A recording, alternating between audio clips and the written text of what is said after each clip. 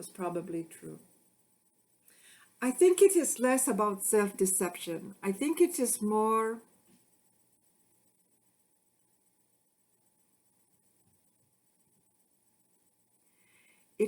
a lack of awareness. Okay. Than that. Self-deception implies that there is a conscious decision to close your eyes to something and then lie to yourself about it. We think it is more common. We do not think that is impossible or not ever happening, but we think it is more common from what we see that people are truly not conscious of the other choices that they have available, that they are so locked into the way they were raised or trained that they do not recognize there are other options.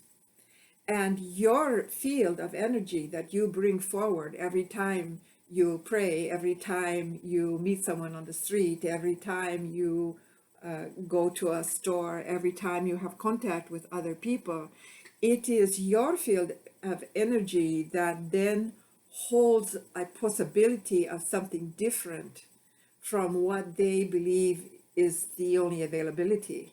And that over time and consistency, the possibility of something different begins to seep into their awareness. And now they are in a position to be able to say, oh, I wonder if there's another way to be in this world.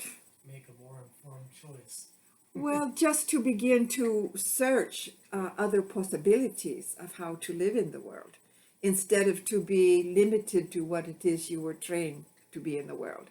So it isn't that they may or may not make another choice, but at least they have some awareness that there are other possibilities available, that perhaps there are other possibilities. And so now, if they are so constructed, they have the opportunity then to begin to explore what else may be available, instead of to be limited by what they have always known. Yeah.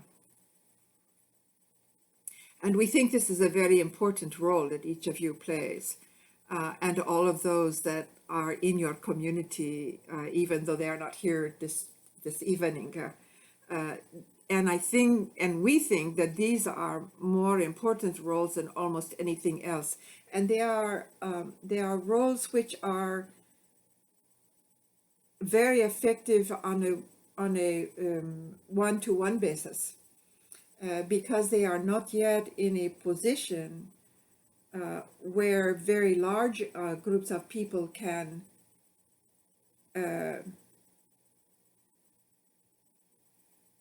unfold themselves there. So in your community, you have trained people who are already in that process and have been doing that for themselves for a long while. And so in your community, you can support each other as each of the peoples in your community work in the world in their own way, in their own individual way, with the individuals they come in contact with, and then come back in communal connection in order to resupply themselves in some ways, yes, and to support each other and to help each other recover from some of the damages that can be done when you are in the outer world. So that communal connection is very important. It is not where the bulk of the work in this moment is being done. That's where your support system is.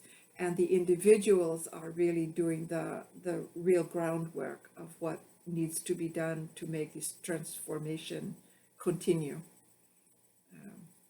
on a person-to-person basis.